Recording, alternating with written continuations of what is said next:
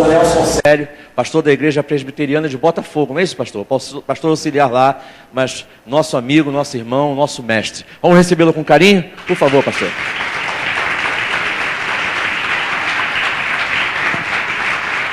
Não seja bem-vindo nada, fica à vontade.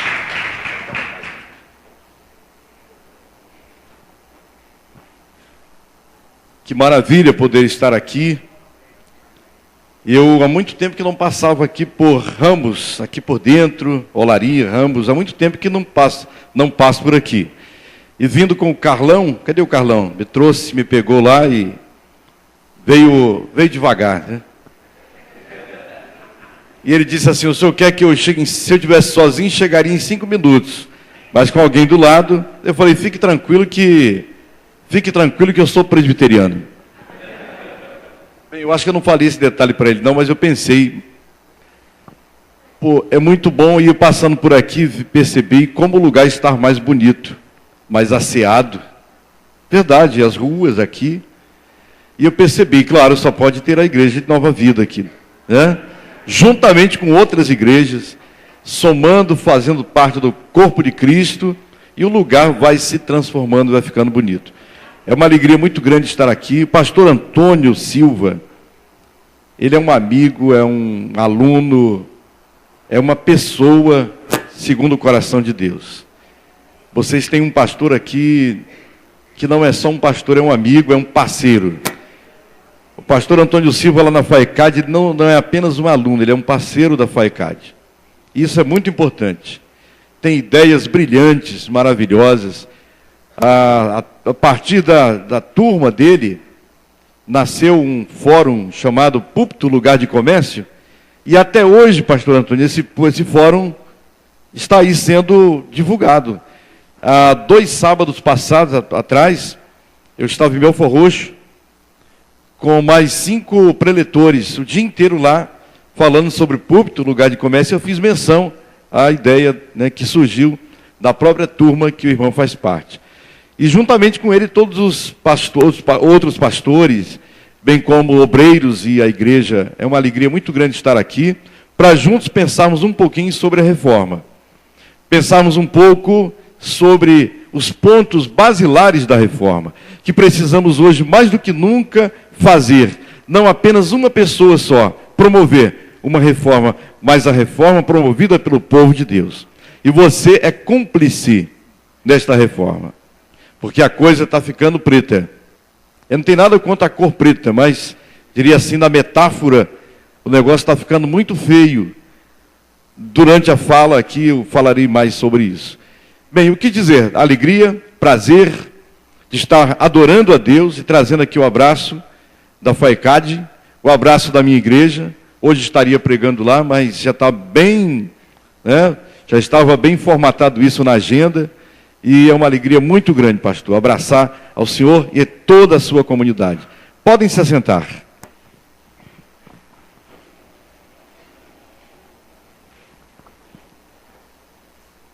Vamos orar mais uma vez. Curve a sua fronte.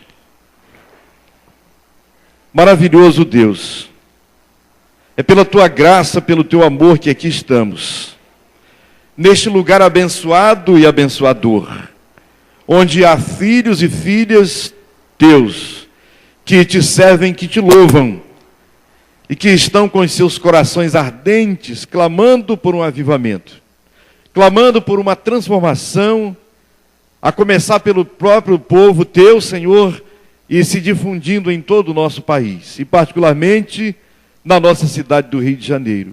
Ajuda-nos, ó Deus, a meditar na tua palavra.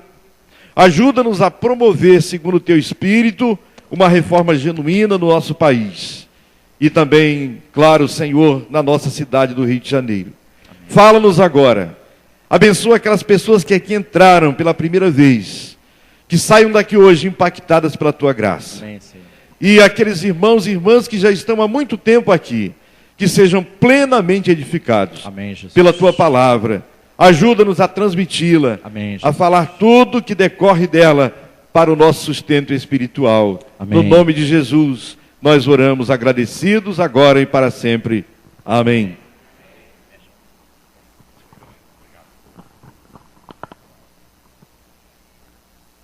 A reforma fala hoje.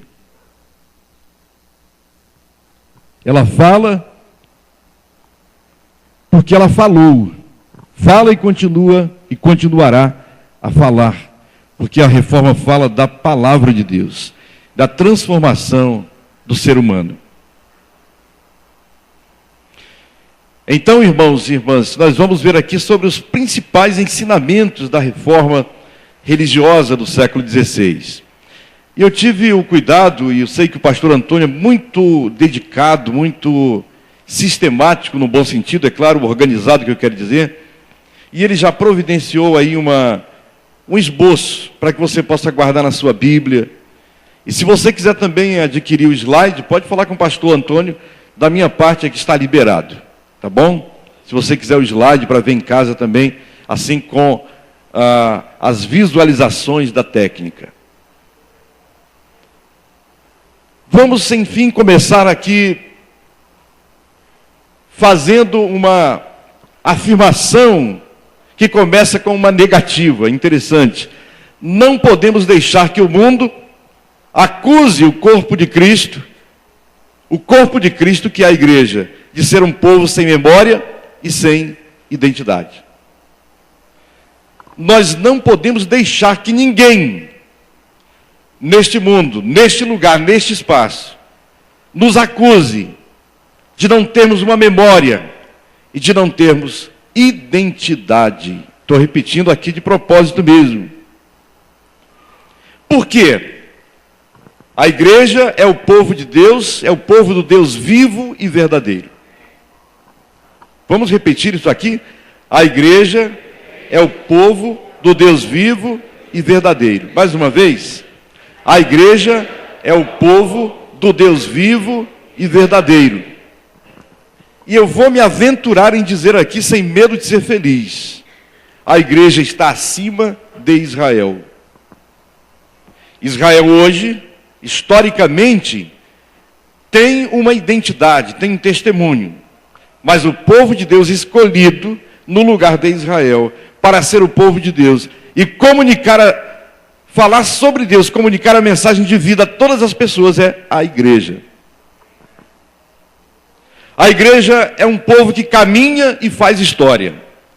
E que na ação dinâmica do Espírito Santo, prepara o mundo para reconhecer ou para conhecer a Deus através de Jesus Cristo. Só se conhece a Deus através de Jesus Cristo. Vamos dizer isso juntos? Só se conhece a Deus através de Jesus Cristo. E a voz da igreja tem de ecoar na sociedade marcada negativamente pelo pecado que corrompe. O pecado corrompe a vida das pessoas. E a voz da igreja, que propaga a palavra de Deus, ela tem que ecoar na sociedade. Jesus mesmo fundou a sua igreja. Foi ele quem fundou, quem edificou a sua igreja. E a igreja é constituída de pessoas de todas as partes do mundo. E ele mesmo disse assim, vamos ler juntos? Mateus 16, 17. Edificarei a minha igreja, e as portas do inferno não prevalecerão contra ela. A igreja não é o espaço físico. Não é. O espaço físico é muito importante para nos reunirmos. Mas o espaço físico, sem a presença física da igreja, das pessoas, não vale nada. No Canadá, na Europa, existem espaços físicos, igrejas bonitas, ricas, antigas, grandes, espaços enormes, com apenas 30 pessoas dominicais se reunindo ali. Igrejas na Europa antigas, espaços físicos enormes, que venderam suas propriedades e que se transformaram em albergues, em hotéis, em boates. Isso está acontecendo hoje. É sério. Enquanto o Brasil tem a bênção de ter crentes se reunindo em várias partes do país, louvando e bendizendo a Deus, a Europa está minando. o berço do Evangelho, o berço da reforma está minando. Eu não estou falando aqui nenhuma heresia, e nem dando nenhuma notícia sem sentido e sem lógica. Basta ficar antenado com as notícias da igreja na Europa. A nossa igreja presbiteriana tem a missão chamada Base Europa. Isso não está no slide não, é apenas, isso aqui é o esboço. A Base Europa, a nossa igreja, a liderança nacional está procurando jovens que estão se formando nos seminários para fazer parte da Base Europa. Os enviando para a Europa, Alemanha, França, Espanha, Portugal. Mas o problema todo não é o dinheiro, o salário, não é o clima, nem a cultura e nem a língua, nem a própria língua. O problema hoje é que a Europa não quer saber de Cristo. Não quer saber. Nós não queremos saber de Jesus. Não queremos saber da fé da igreja. Daqui a pouco eu vou dizer por quê. Então Jesus mesmo, ele disse: edificarei a minha igreja e as portas do inferno não prevalecerão contra ela. Irmãos, uma síntese rápida da história da igreja. Por que a igreja na Europa, em algumas partes do mundo, ela age de forma negativa e está minando? As igrejas que crescem mais no mundo é no Brasil, na África e na Coreia. Os lugares onde a igreja cresce mais. Depois da morte e da ressurreição de Jesus, os apóstolos saíram por toda parte pregando o Evangelho. Não é assim? Anunciando a boa nova de salvação em Jesus Cristo. Depois que os apóstolos morreram, a igreja continuou pregando a mesma mensagem. Mas foi se deixando ao longo do tempo se corromper e entrando dentro dela ensinos divergentes do cristianismo. Permitiu que o próprio Império Romano, no século IV da nossa era, permitiu que o Império Romano lhe dominasse politicamente. Política e igreja não combinam. Nos púlpitos dos Estados Unidos agora, isso nunca aconteceu. Está acontecendo agora talvez pela influência dos políticos brasileiros. Olha, o Brasil influenciando os Estados Unidos. Nunca, jamais ninguém promoveu política dos púlpitos das igrejas. Jamais. Talvez pela influência nossa aqui. Igreja não combina com política, com políticos. O púlpito não é para ser propagado nenhuma plataforma política. Isto aqui é para ser propagada a palavra de Deus. Nós temos o privilégio de, na nossa igreja, nenhum político lá sobe para pregar. E ele vai visitar a igreja, ele fica sentadinho lá. Nós oramos por ele. Porque este lugar aqui é sagrado. É sagrado. Pois bem, a igreja permitiu que o Império Romano lhe dominasse politicamente. E depois de um longo período de perseguição. É uma história um pouco longa, não dá para contar aqui. Ainda há pouco o pastor Gilmar me contou que eles ganharam do pastor Antônio, de presente, o livro A Era dos Reformadores, do Justus Gonzalez. Justus Gonzalez, um grande historiador. E eu recomendo você a ler a história da igreja. Vale a pena, vale a pena. O Império Romano de Nero, Domiciano, Trajano, vários imperadores, até o início do século IV, perseguiram a igreja ferrenhamente. E onde existiam cristãos, a igreja mandava matar. Aliás, o Império Romano mandava matar. Quando chegou a época de Constantino, no século IV, a sua mãe Helena havia se convertido e, naturalmente, ela pediu para o filho não mais perseguir a igreja. E ele era muito astuto politicamente, muito carismático. E ao invés dele perseguir os cristãos, ele disse: eu vou investir na igreja. Porque a igreja é um elemento muito importante para o meu governo. E ele passou a investir na igreja. Ao invés de perseguir, ele passou a dominar a igreja. Era ele quem convocava concílios, quem punha e depunha bispos, papas. Constantino começou esse negócio muito bom, a igreja teve paz. Foram construídas as grandes vias lá na Itália, a Via Dolorosa, a Via Ápia, enfim, para favorecer a igreja se locomover melhor e também poder difundir o evangelho. Período de paz, chamado Pax Romani, a paz romana. Um período muito bom para a igreja, mas por outro lado, ela foi se deixando mesclar, se confundir com a religião. E a igreja passou, depois que o Império Romano minou pelo ataque dos bárbaros ao longo da história, a igreja foi assumindo o lugar do Império Romano. Teodósio, depois de Constantino, tornou o cristianismo a religião oficial do Estado. E aí atravessou toda a Idade Média, sendo o governo político da igreja. A formação do cânon neotestamentário fez parte também da história da igreja, juntamente com os grandes debates dos conciliares, e produziram uma elaboração de doutrinas, principalmente a doutrina da Trindade, o assento nas duas naturezas de Cristo, a divina e a humana, Jesus Cristo, verdadeiro Deus e verdadeiro homem. E assim, a igreja foi marcando o seu caminho eclesial. O avanço do cristianismo se deu mediante o agir de Deus nos corações, chegando a muitos lugares. A igreja foi caminhando, pregando o evangelho, mesmo com as dificuldades, mas foi atingindo corações. A igreja entrou no período medieval e passou a tratar das grandes disputas teológicas, cada vez mais se deixando levar pelos erros. Ao invés de propagar agora a palavra de Deus, era uma instituição poderosa. Na Idade Média, as leis da igreja se tornaram leis civis.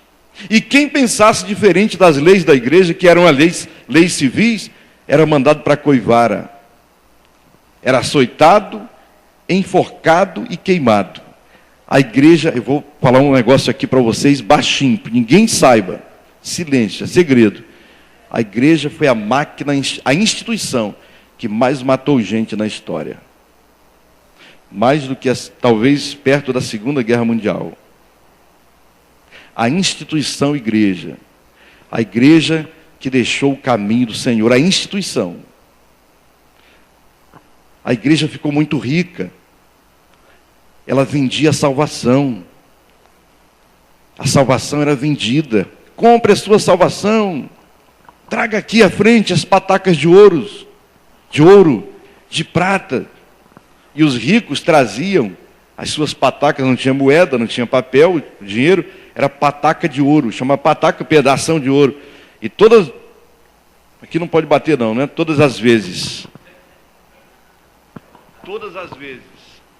que uma pataca de ouro ou de prata caía no fundo do gasofilácio, assim, ó, a igreja ensinava que uma alma saía do purgatório. Pá! E as almas saíam do purgatório. E assim a igreja foi se enriquecendo. Aí você pode me perguntar, e os pobres? E os pobres que não tinham ouro, nem prata? Pobre ia para o inferno. Está pensando o quê? Pobre ia para o inferno. E quem tinha como comprar salvação e tirar o parente que estava no purgatório, aquele lugar intermediário entre o céu e a terra, ou, aliás, entre o céu e o inferno, né? Quanto mais dinheiro, mais almas saindo do purgatório. E assim a igreja foi cada vez mais se deixando levar pelos erros. E a liderança da igreja, sabe o que eles faziam? Se trancavam dentro dos castelos. Quem já viu aquele filme Nome da Rosa aqui? E uma boa parte. Aqueles que não viram, eu solicito aqui, faço um apelo veemente. Vejam. Se trancavam dentro dos castelos, nos gabinetes, nas bibliotecas, para disputar, sabe o quê? Discutir filosofia e teologia. E o mundo do lado de fora morrendo, passando necessidade. E a igreja dentro dos seus castelos, discutindo filosofia, era tomismo versus escotismo. Quantos anjos sentam na cabeça do alfinete? Vamos calcular. Qual é a cor ou que tipo de asa tem o anjo? Anjo é negro, anjo é branco? Quantos anjos sentam na cabeça de um alfinete? E tem gente hoje também aí discutindo essas coisas. Parece que a igreja ainda tem um resquício medieval, parece, né? imoralidade, corrupção, exploração. Hoje nós não temos isso. Desprezo pelas ovelhas do rebanho.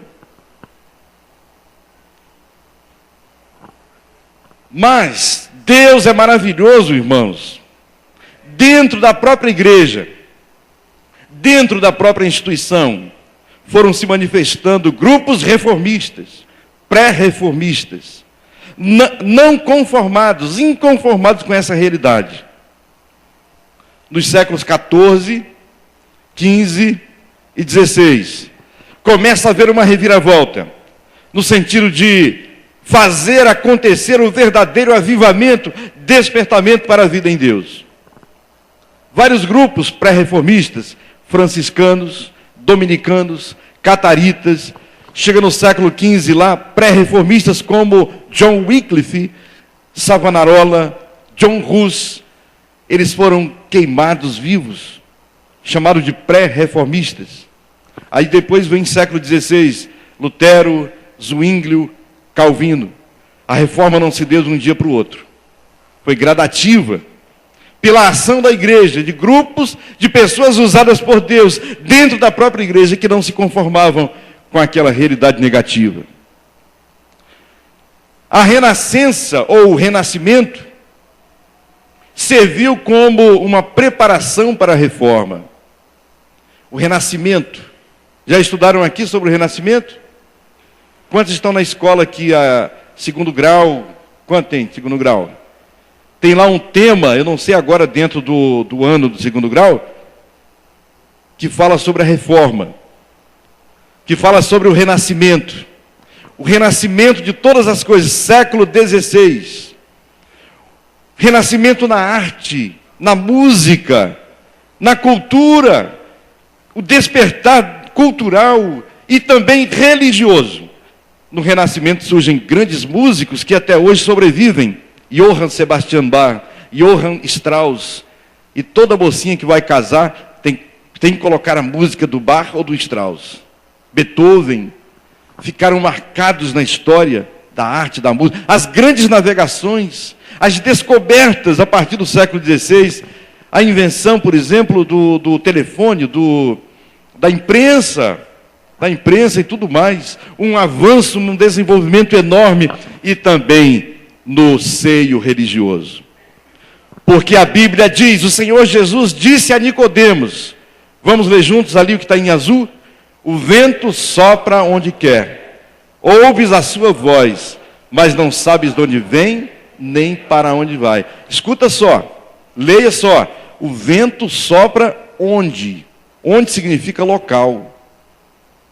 O vento sopra onde quer. Significa que o Espírito de Deus, ele não precisa pedir ordens para entrar. Ele sopra onde quer. Ouves a sua voz, mas não sabe de onde vem. Ninguém consegue manipular o Espírito de Deus. Ninguém consegue guardá-lo no bolso. Ninguém consegue segurá-lo, porque ele é livre. O Espírito de Deus é o Senhor, diz Paulo. E onde está o Espírito do Senhor? Aí há liberdade. Ninguém sabe de onde vem nem para onde vai. Assim é todo aquele que é nascido do Espírito. E a renascença foi aquele despertar da natureza humana que se processou tão extensa e profundamente que foi necessária uma nova palavra para descrevê-la. Renascimento. Renascimento. E aí, no renascimento, tem a reforma religiosa. Significa que todas as faculdades da natureza humana foram maravilhosamente despertadas. E todas as atividades humanas apresentaram um extraordinário progresso. Eu estou falando rápido aqui, a história é longa, não é? A renascença foi muito importante, dentro dela a reforma, e Deus, no século XVI, usa Martim Lutero para ir de encontro, bater de frente com as práticas corruptas da igreja, da instituição igreja. Interessante o que aconteceu com Lutero. Lutero, depois de tanto buscar a salvação em tantos lugares e coisas, ele encontra na palavra de Deus o conforto para a sua vida. E ele lê em Romanos, vamos ler juntos agora? Romanos 1,17. Visto que a justiça de Deus se revela no Evangelho, de fé em fé, como está escrito, o justo viverá por fé. O justo viverá por fé. Depois Lutero passa a estudar a Bíblia e também a divulgar a sua mensagem. Mas eu não coloquei aqui no slide, mas está aí no seu esboço. Imagina, Lutero, ele queria salvar o seu pai do purgatório. Ele acreditava que o pai estivesse lá no purgatório. Sabe o que ele fazia todo dia? Eu não sei se todo dia, que a história não diz, mas ele fazia isso constantemente, fez várias vezes. Ele subia os degraus da escala sancta, 300 degraus, de joelhos. E em cada degrau, ele subia de joelhos e, imagina subir um degrau de uma escada, uma grande escada, de joelhos, os ferimentos, né? E em cada degrau ele rezava o Pai Nosso. De cada degrau, Pai Nosso que está no céu, santificado-se. No outro degrau, 300 vezes. Quando ele fez isso uma vez, ele chegou lá no topo, o topo da escada, o último degrau, joelhos machucados, e lá na consciência ele ouviu a voz de Deus dizendo: justo, Lutero, por sua fé viverá. Vale a pena o que você está fazendo? É isto que eu quero para você, Lutero. É isto que eu quero para as pessoas, Lutero. O justo por sua fé viverá, e não por obras mortas. Foi aí que Lutero parou para pensar, incendiado pelo Espírito de Deus, ele para pensar, e a partir dali, Deus assim o vocaciona para ser um grande reformador. Por que, irmãos, a reforma ainda fala? Por quê? Porque a salvação é sempre pela graça, mediante a fé, sem o concurso das obras. Pode crer. Pode crer. A salvação é sempre pela graça, mediante a fé, sem o concurso das obras. Eu acrescentei aí, no seu esboço que você tem aí, acrescentei, porque eu atualizei há pouco tempo esta palavra. Está escrito aí também. Vamos ler juntos? A salvação é pela graça, mediante a fé, sem o concurso das obras e do imediatismo hedonista. Se você puder ver na sua Bíblia, o que está escrito lá em Efésios 2, 8 e 10. Vamos dar uma olhadinha lá em Efésios 2, 8 e 10. Vale a pena. Efésios capítulo 2, 8 e 10. Eu vou ler aqui da minha versão, que é atualizada no Brasil. Você acompanha aí na sua, que deve ser a NVI, se não falei memória. Acertei? É uma boa versão também. Está escrito assim: porque pela graça sois salvos, mediante a fé. Pela graça sois salvos, mediante a fé. A fé não salva. Interessante. O que salva é a graça. E o que é a graça? É o amor de Deus imerecido. É o favor de Deus imerecido. Pela graça sois salvos. A fé é apenas um instrumento poderoso, eficaz para acolher a salvação. Portanto, porque pela graça sois salvos mediante a fé, e isto não vem de vós, é dom de Deus, não de obras, para que ninguém se glorie, pois somos feitura dele. Diga assim: eu sou feitura dele. Diga com mais intensidade: eu sou feitura de Deus.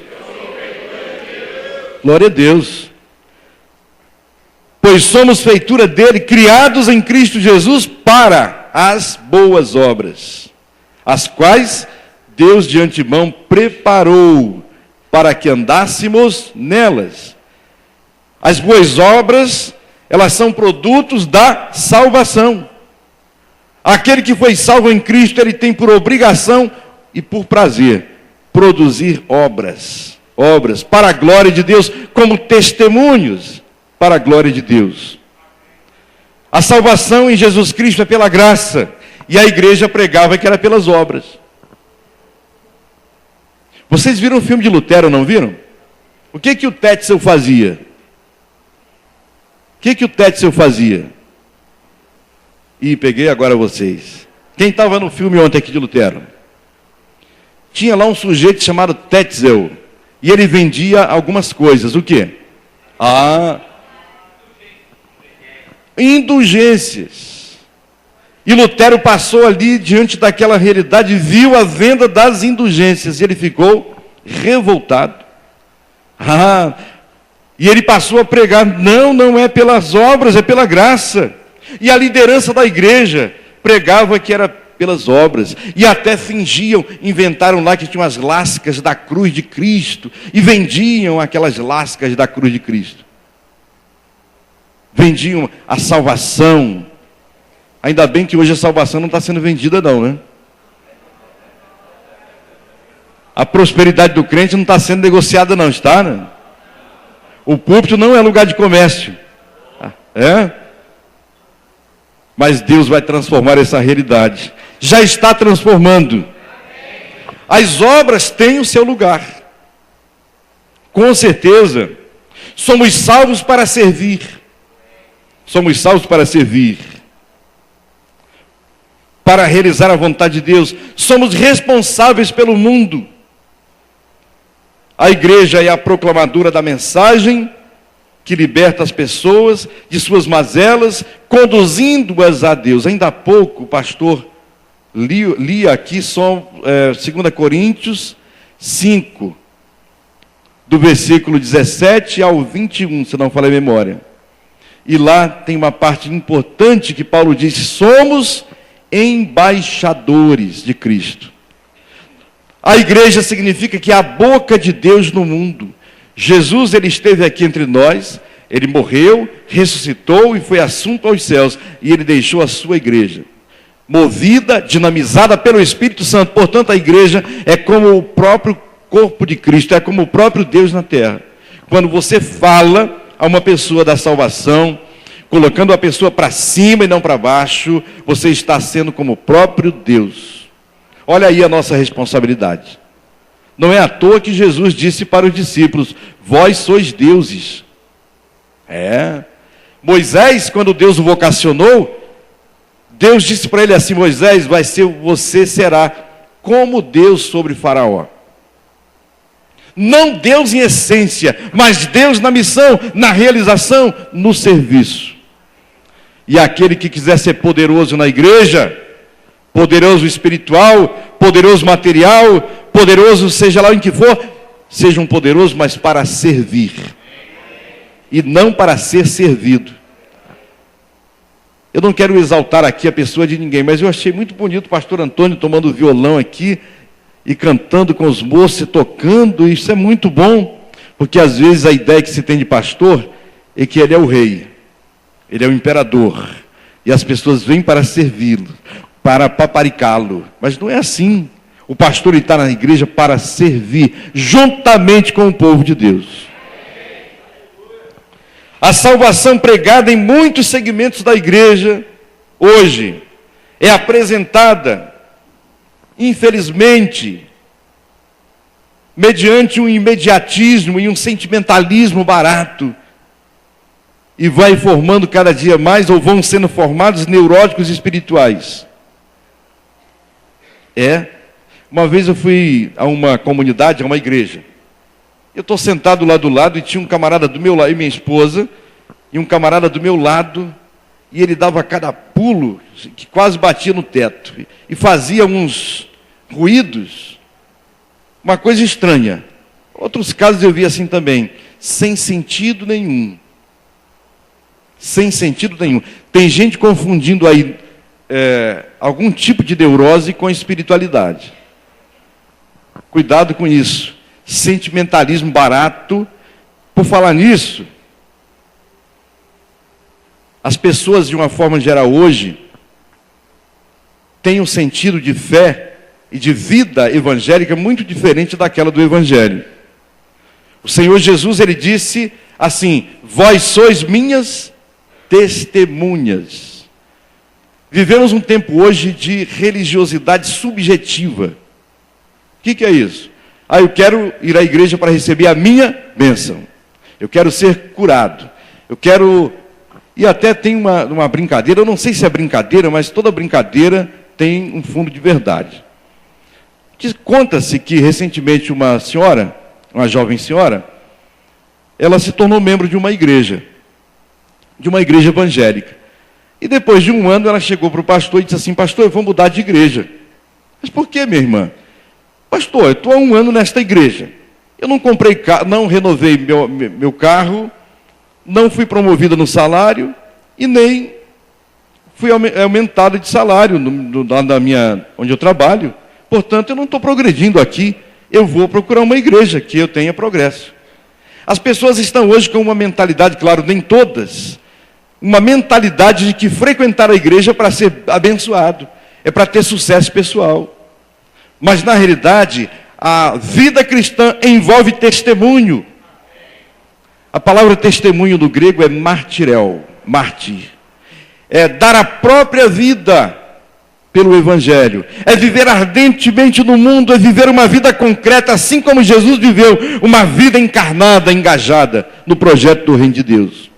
Mesmo que faça sol, ou faça chuva, ou venha tempestade, ou venham as adversidades, mas eu vou realizar a vontade de Deus na minha vida. Eu me lembro até vi um programa de televisão, um pastor dizia assim: olha, não atendam o que está escrito na Bíblia, venham ver o que o homem de Deus está fazendo.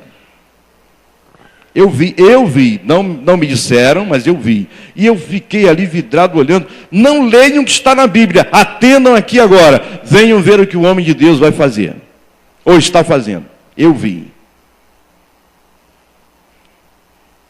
Irmãos, a vida está muito difícil para alguns. E ainda mais quando se tem pessoas que manipulam outras em nome de Deus.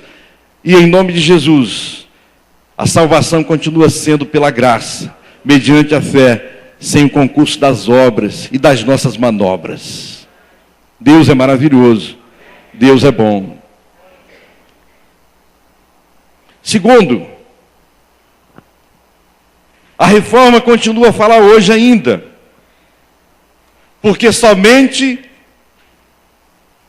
é o papel único e exclusivo de Jesus Cristo, o mediador da salvação. Segundo, está aí no seu papel.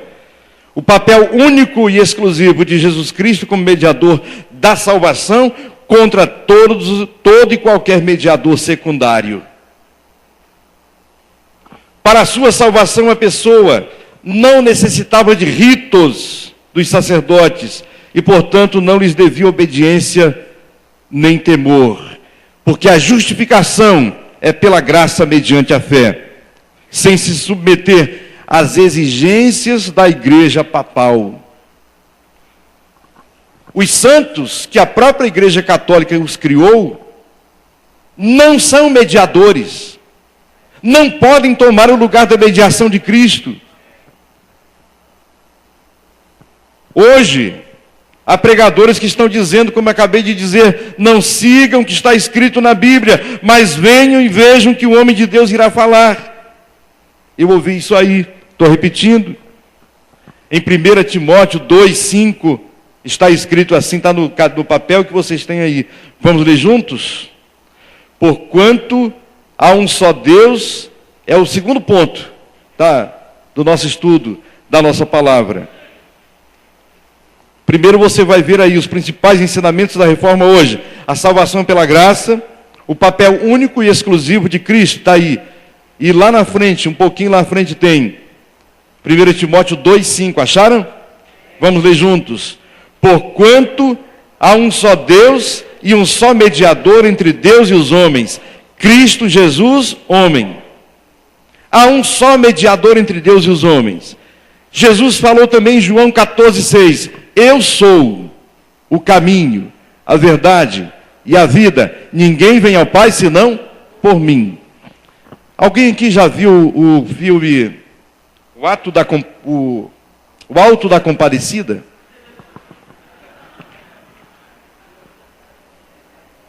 Pastor Antônio, a água está aqui? Essa água não é benta não, né? Ou está gravando aí. Você depois faz a edição, né? Faz a edição depois. Né?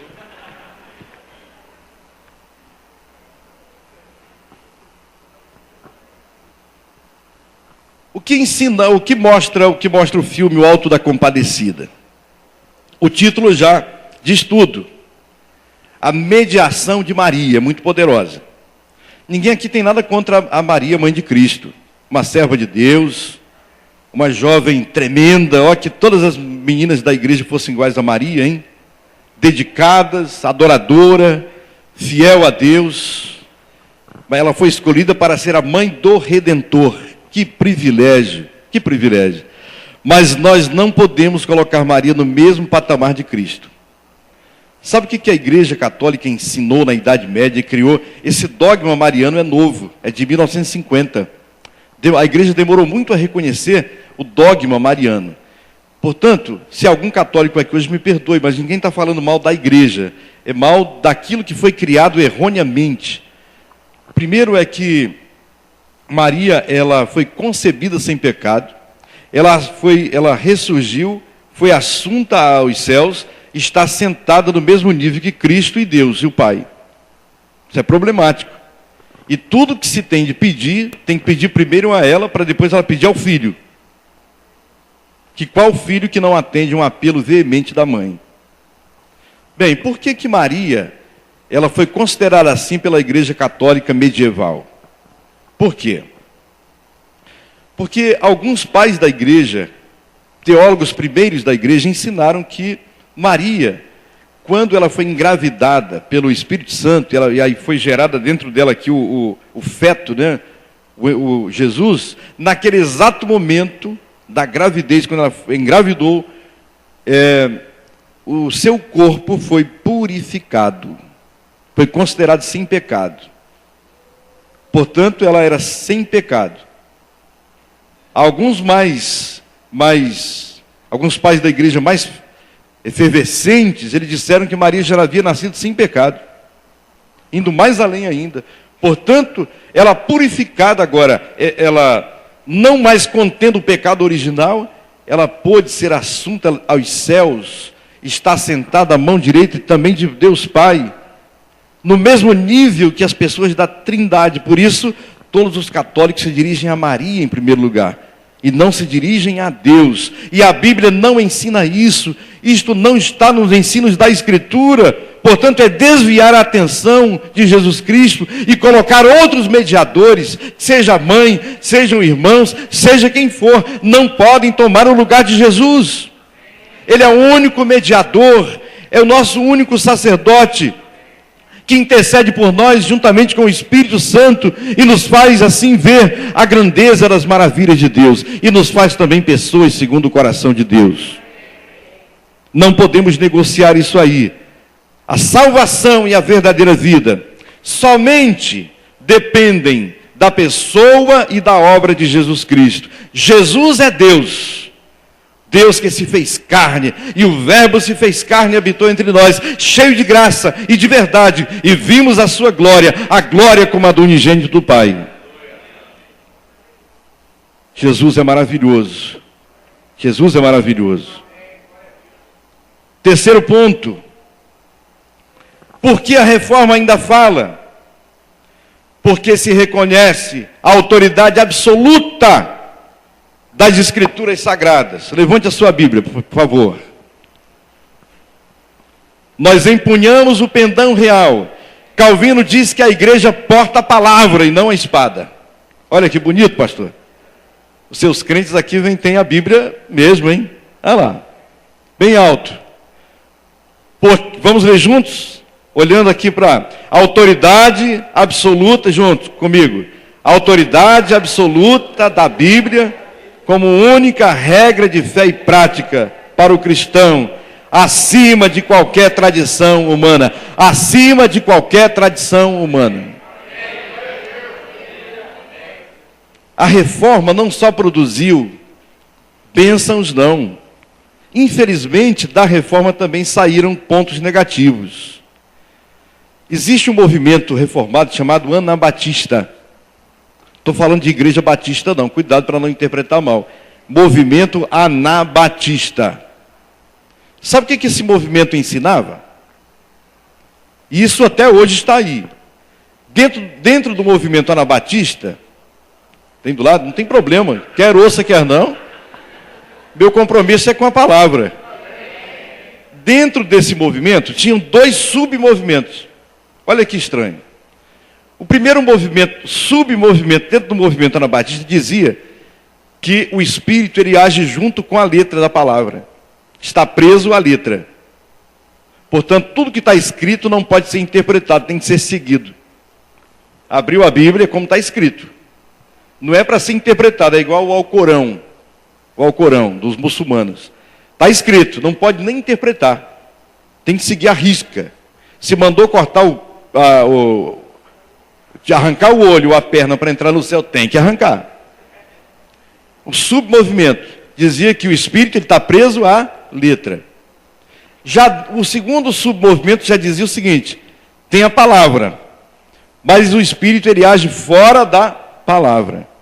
Aí cria duas verdades aí. Uma tradição paralela, ou seja, uma revelação paralela. Tem a palavra, mas a palavra não é tão importante assim, porque o Espírito também age fora da palavra. E vem Calvino e conserta essa bagunça e diz assim: o Espírito Santo ele age na palavra. Por que Deus deixou a sua palavra? Vocês que examinam as Escrituras, cuidais ter nelas a vida eterna, e são elas que de mim dão testemunho. João registrou que tudo que foi escrito foi para que nós creiamos que Jesus é o Filho de Deus, e crendo, tenhamos vida em seu nome. Está aí. Estou passando a hora, pastor? Tem mais 1,5. Mais 1,5 ponto. Amém. Ah, meu Pai. Os méritos da reforma. Um dos méritos principais da reforma foi de colocar a Bíblia no seu lugar. Porque a palavra de Deus estava lá embaixo e a tradição papal lá em cima. O que mandava era a tradição do Papa. Era a palavra do Papa, que era do próprio Deus falando. Já esse movimento anabatista dizia também que era o Espírito agindo fora da palavra. Irmãos, isso é terrível, porque Deus age pela sua palavra.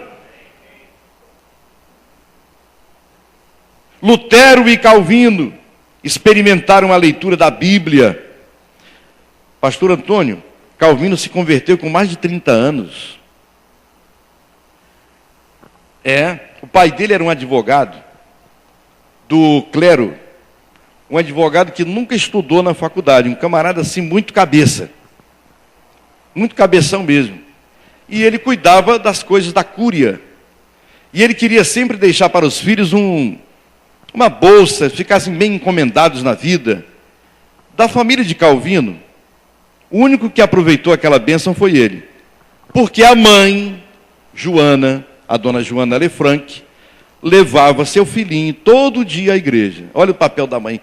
Eu admiro as mulheres. Os homens são relaxados para isso, mas as mulheres, todo dia de manhã, até quando a Joana pôde levar Calvino à igreja, levava. Quando ele completou 15 anos, ele foi para Paris estudar na faculdade. Com 28 anos, ele já era mestre e doutor. Era advogado, formado em letras, tudo que você possa imaginar. É bem diferente da nossa época. Muito diferente. E Calvino foi conhecer os ideais da reforma e se converter a Cristo com 30 anos, 30 e poucos anos. Acredita nisso? Mas quando Cristo fez morada no seu coração, que ele entendeu a mensagem poderosa da palavra de Deus, ele se tornou um brilhante reformador. Mas acontece que ele era um homem magrinho, de compleição física assim magrinha, né? E ele tinha um problema sério no estômago. E ele era um homem muito do gabinete, de produzir comentários, de ficar escrevendo e lendo e lendo. E a reforma estava acontecendo. Lutero já era quase morto, já era velhinho. Quando Calvino começou a agir, Lutero já era quase morto, né? estava velho, no final da vida. E lá em Genebra começou a haver também o movimento reformado, Genebra. E lá foi um cidadão fazer a reforma em Genebra. Um dos reformadores que não aparece muito na história. E ele percebeu que Calvino seria uma pessoa muito interessante para fazer a reforma. E ele disse para Calvino assim várias vezes: Calvino, Deus está tocando no meu coração para dizer que você tem que ser o reformador de Genebra. E ele disse: não, eu sou um homem dos livros. E naquele vai e vem da vida, um dia ele chegou e disse: Calvino, Deus mandou me dizer o seguinte: se você não fizer a reforma de Genebra, porque eu já estou velho, você vai ser amaldiçoado, Deus vai te amaldiçoar. E ele ouviu aquela palavra, ficou impactado por ela e se tornou o grande reformador de Genebra. Ele compreendeu e passou a valorizar a Bíblia. Ele estudou nas cartilhas de Lutero, como muitos estudaram. Depois de conhecer o humanismo, de conhecer as letras, as leis, ele foi impactado pela palavra de Deus. Lutero, Calvino, todos eles experimentaram a bênção da palavra. Lutero chegou a dizer assim, quando foi convocado a se retratar perante o Papa. O Papa o convocou para se retratar. Ele disse assim, eu fico muito emocionado quando eu leio e ouço as palavras de Lutero. Ele disse: minha consciência está alicerçada na palavra de Deus, e não é seguro nem honesto agir-se contra a consciência de alguém. Assim, Deus me ajude. Amém. Isso é um ponto da reforma, se destaca pelo fato de que não somente o Papa pudesse interpretar as Escrituras, mas podiam ser interpretadas por qualquer crente sincero, pela iluminação do Espírito Santo. Já não mais o Papa que manipulava a Bíblia, o que escondia do povo, mas todo crente sincero podia ler a Bíblia e receber dali a palavra de Deus. Hoje é comum, e eu denuncio aí, em alguns segmentos eclesiais, haver a propaganda de uma outra revelação em paralelo à Bíblia. Toda profecia, toda palavra fora da Bíblia não tem valor. Mas quando ela parte a partir da palavra de Deus, ela se torna uma arma poderosa contra o mal, contra o pecado. São aquelas revelações do coração manipulador, deturpador da verdadeira doutrina. Irmãos, nós não podemos falar segundo o nosso coração. Mais do que tudo que se deve guardar, devemos guardar o nosso coração, porque ele é traiçoeiro. Portanto, Deus não deixou a sua palavra para não sermos dominados pelo nosso sentimento. O nosso sentimento é bom, mas desgovernado e desajustado fora da palavra fica condenável perante Deus. Ele pode provocar desordens. Portanto, a palavra de Deus é que nos vai dar garantia, equilíbrio de uma vida melhor. Tudo o que Deus quis comunicar ao ser humano, Ele o fez através de sua palavra. E essa palavra se materializou em seu Filho Jesus Cristo. Não há necessidade de outra palavra, principalmente palavra que venha de qualquer coração que não conheça a verdade, a palavra de Deus. Cuidado, profeta, tudo que você falar, fale segundo a palavra de Deus. Mesmo aqueles que usam o púlpito da igreja, tem que falar segundo a palavra de Deus. Falai a verdade em amor. Em amor. E por último, vamos ver aqui. Por que a reforma ainda fala? Porque se aceita como bíblico e se exerce o sacerdócio universal dos crentes. O sacerdócio universal de todos os crentes. Eu quero convidar você a ler esta bela palavra que está em 1 Pedro, capítulo 2, versículos 9 e 10. Abra aí a sua Bíblia, fica no Novo Testamento. Primeira Epístola de Pedro, capítulo 2. Capítulo 2, versículos 9 e 10.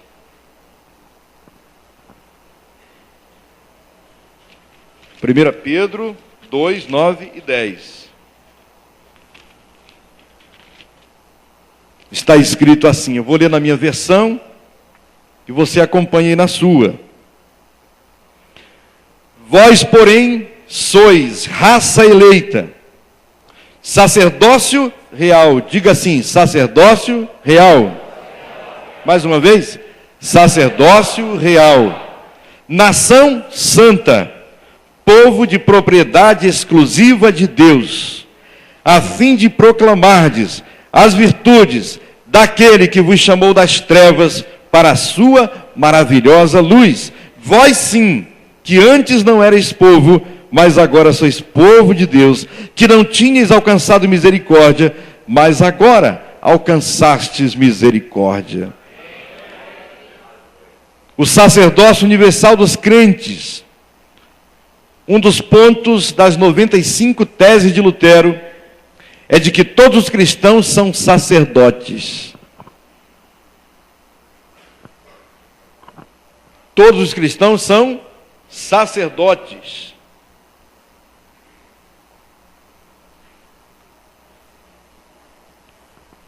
O que quer dizer isso? Que todos nós somos sacerdotes. Ah, mas o sacerdote da igreja é o meu pastor. Ele é o meu sacerdote. Não, ele é o meu pastor. Sacerdote não.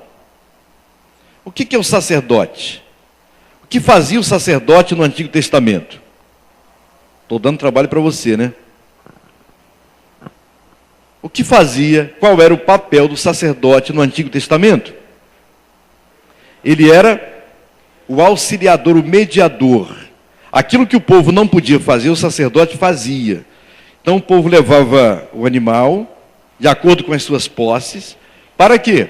Entregava ao sacerdote e ele era o mediador. E ele sacrificava, com a ajuda dos levitas, ele sacrificava ali o animal. Para quê? Para quê? O sacrifício de animais? Para purificação dos pecados, o perdão. O perdão. Aquilo tudo foi substituído. No Novo Testamento, aquilo tudo foi quebrado. O véu se rasgou de cima para baixo. Abriu agora ao espaço. Todos agora são sacerdotes. Todos são sacerdotes. O sacerdote, ele representava Deus perante o povo. E representava o povo perante Deus. Portanto, a reforma, ela vem dizer isso, vem resgatar, não vem criar uma nova doutrina, ela vem resgatar essa doutrina, que Paulo está dizendo lá em 2 Coríntios 5, 18 a 21, que nós somos embaixadores. O que faz um embaixador? Ele representa o seu país em outro país.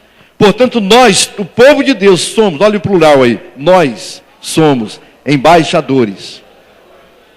Né? Lá em Romanos 12, 1 e 2, Paulo diz, rogo-vos, pois, irmãos, pelas misericórdias de Deus, que apresenteis os vossos corpos por sacrifício vivo. O sacrifício agora não é mais morto, mas é vivo. Ninguém precisa mais matar animais. Tem uma igreja aí que está pregando isso. É morte de animais. Ah, faça um sacrifício. É verdade. Voltando aos rudimentos do passado. O sacrifício agora é de louvor, é vivo, é espiritual, é levantar as mãos, é cantar, é se oferecer como resposta em gratidão a Deus. Deus nos quer vivos e não mortos. Deus é Deus de vivos e não de mortos. E por que agora eu tenho que levar meu sacrifício ao sacerdote? Voltar tudo ao passado? Não, todos nós agora podemos ter acesso a Deus. Diga assim, eu agora tenho acesso a Deus. Em nome de Jesus e na força do Espírito Santo. Glória a Deus, é isso mesmo. Cada crente pode gozar de comunhão com Deus, pela fé, sem a intervenção do sacerdócio da igreja. Imagina o pastor Antônio, o pastor Gilmar e o pastor Anderson, vigiando cada crente aqui 24 horas. Imagina. Tem condições? Manipulando a vida de vocês. Eles fazem o papel verdadeiro de pastores. Eu conheço o pastor Antônio, lá da faculdade. Eu sei quem ele é. Ele faz direitinho isso aí, segundo o coração de Deus. Vocês têm um pastor aqui, assim como os outros, de peso, de qualidade, porque Deus assim os fez. Valorizem os pastores que vocês têm. É uma bênção. Cada crente pode gozar de comunhão com Deus pela fé, sem a intervenção do sacerdócio da igreja. O homem e a mulher podem confessar seus pecados a Deus e dele receber o perdão. A pessoa pode orar e falar diretamente com Deus. Infelizmente, há hoje líderes que se auto-intitulam mediadores, apóstolos do povo, geram uma dependência. Tem pessoas que ficam dependentes dos pastores. Ora, não é assim que Deus faz. Deus quer que o corpo cresça, ajustado, cada junta no seu lugar, cada nervo no seu lugar, onde o sangue corre na veia do corpo e se renova. O acesso a Deus está aberto para que tenhamos uma vida de sucesso, uma vida vitoriosa. E Cristo, com a sua vida, permitiu usufruir dessa bênção. Deus em Cristo, na força do Espírito Santo, nos possibilitou ter esta bênção. A pessoa pode agora, neste momento, orar ao Senhor, confessando os seus pecados e abrindo o seu coração para receber a salvação, a certeza da vida eterna. Irmãos e irmãs, estou terminando, mas eu não gostaria de apenas ter passado por aqui e ter apresentado alguns pontos da reforma, que são a salvação pela graça, é sola gratia, a salvação pela graça mediante a fé, sem o concurso das obras e do imediatismo hedonista, do sentimentalismo barato. A autoridade absoluta da Bíblia como a única regra de fé e prática para o cristão, acima de qualquer tradição humana. O sacerdócio universal de todos os crentes. Eu não gostaria apenas de ter passado por aqui e ter trazido à mente de vocês, recordando ou dando uma palavra nova para aqueles que ainda não ouviram, sobre os pontos da reforma, mas a reforma que Deus quer fazer hoje no coração das pessoas. Eu não sei quantos aqui, ou se alguém entrou aqui, quem sabe passando uma dificuldade muito grande consigo mesmo, quem sabe vivendo de forma atrapalhada, de forma dificultosa, quem sabe passando por alguma situação adversa, alguma dificuldade, algum problema, quem sabe insolúvel aos olhos humanos. Mas saiba de uma coisa, você agora, neste exato momento, você pode orar a Jesus, ao Pai, em nome de Jesus, e na força do Espírito Santo, e ser abençoado e ser perdoado. Você pode isso. Você pode ser feliz hoje. Deus está te chamando hoje não para ser uma pessoa religiosa, mas para ser uma pessoa segundo o coração de Deus.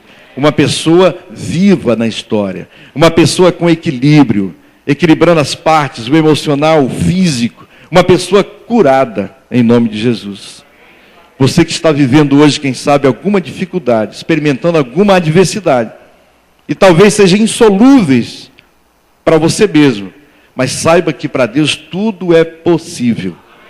Porque a reforma continua falando hoje a mensagem antiga, que Deus vai renovando a vida, Deus vai renovando a história, Deus vai nos abençoando com toda sorte de bênção espiritual. Alguém aqui hoje, que aqui entrou, que quer experimentar hoje desta bênção de ser filho ou filha de Deus, de ter os pecados perdoados. A partir de hoje ele vai liquidar tudo. Saber que você pode agora falar com o Pai, em nome de Jesus, na força do Espírito, e ser uma pessoa abençoada, curada, liberta de todo mal. Você crê nisso? Eu quero pedir permissão ao pastor Antônio de fazer esse apelo, convite, àqueles que puderem vir aqui agora. Vamos ficar em pé.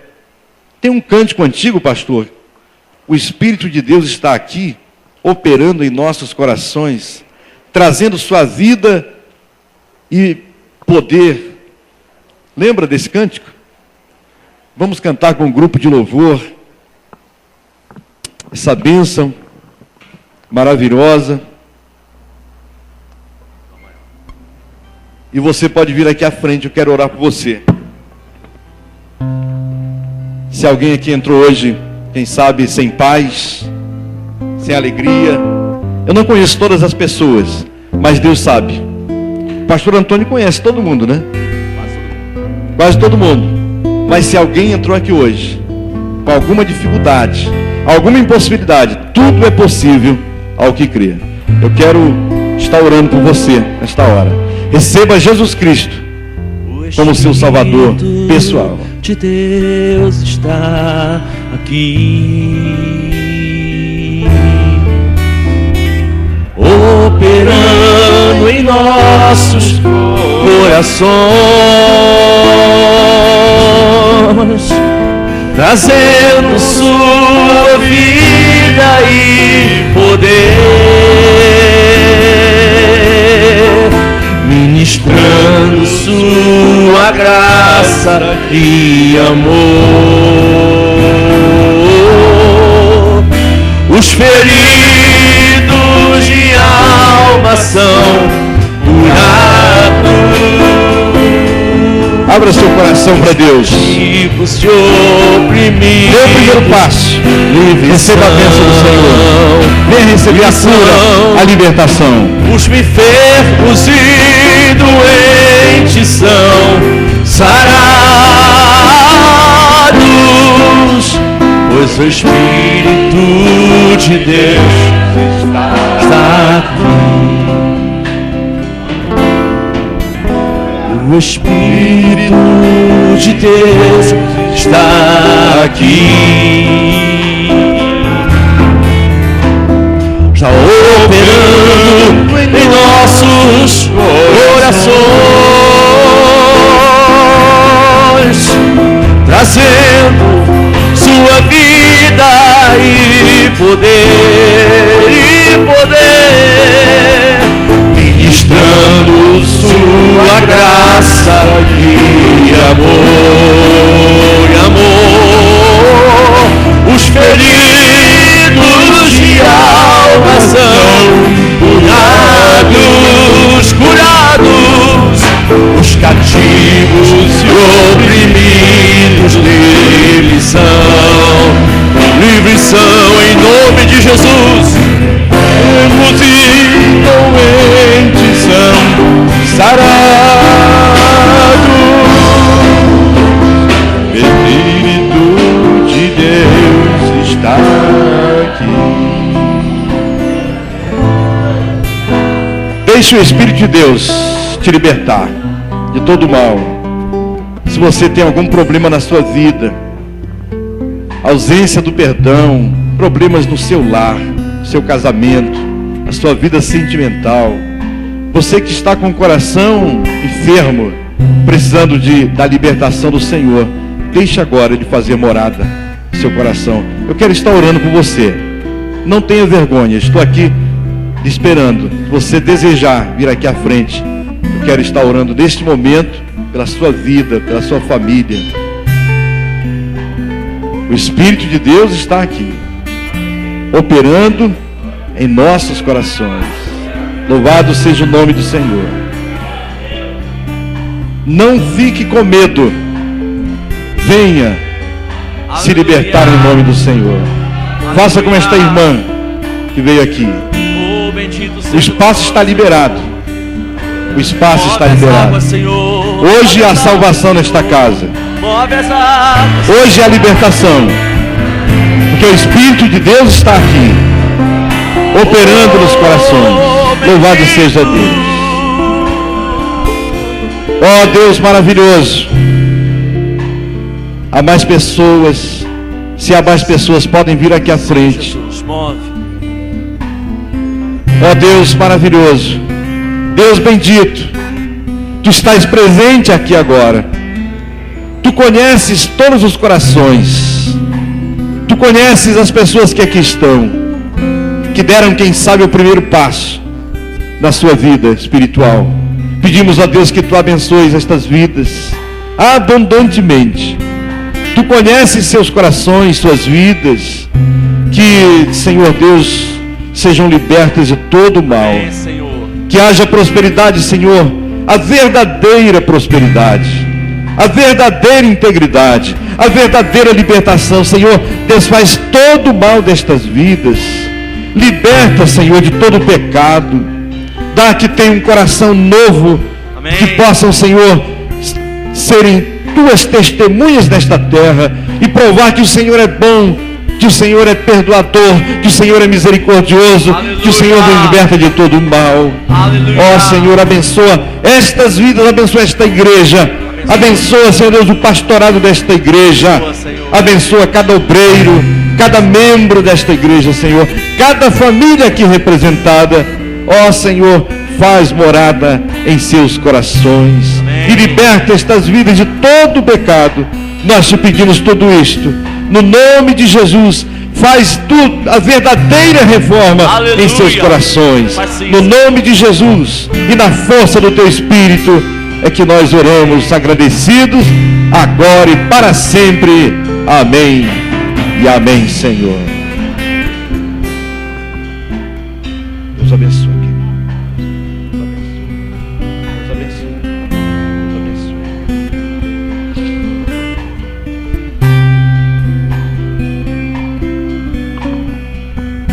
Irmãos, quero agradecer muito essa oportunidade de poder servir com essa equipe pastoral, com essa equipe de louvor, de poder estar ministrando aqui junto com o povo de Deus e na presença de Deus Altíssimo. Deus abençoe a sua vida.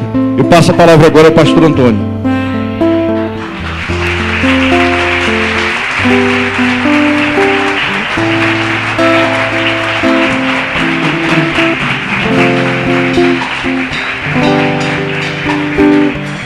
Homem cheio de Deus, né? Vamos orar por ele, pela sua família, pelo seu ministério, pelo seu chamado pedagógico de ensinar as escrituras. Estenda suas mãos para cá. Se você tem mãos santas, estenda suas mãos para abençoar este homem de Deus. Senhor, muito obrigado pela vida do pastor Célio, pastor Nelson Célio. Muito obrigado, Senhor, pela vida do teu servo. Muito obrigado, Senhor, pela palavra que ele nos trouxe hoje, que nos abençoou tanto. Muito obrigado pelo teu mover aqui em nosso meio, tão simples, tão singelo, mas tão verdadeiro e puro. Muito obrigado, Senhor, pela família do teu servo. Sustenta-o, Senhor, na sua família, sustenta os seus familiares, sustenta-o, Senhor, no seu ministério, no ministério que o Senhor lhe deu, ali na igreja em Botafogo, que ele possa ser cada vez mais bênção naquele lugar. Sustenta-o, Senhor, nas suas atividades pedagógicas. Ajuda-o, Senhor, a transmitir, a ensinar a tua palavra e fazer discípulos, Senhor, fazer pessoas que possam ensinar a tua verdade, as tuas escrituras para outras pessoas. Que em tudo que ele fizer, Senhor, em tudo que ele colocar a mão, seja bem sucedido e reconhecido como um servo de Deus. Nós te agradecemos pela sua vida, em nome de Jesus. Amém, amém, amém.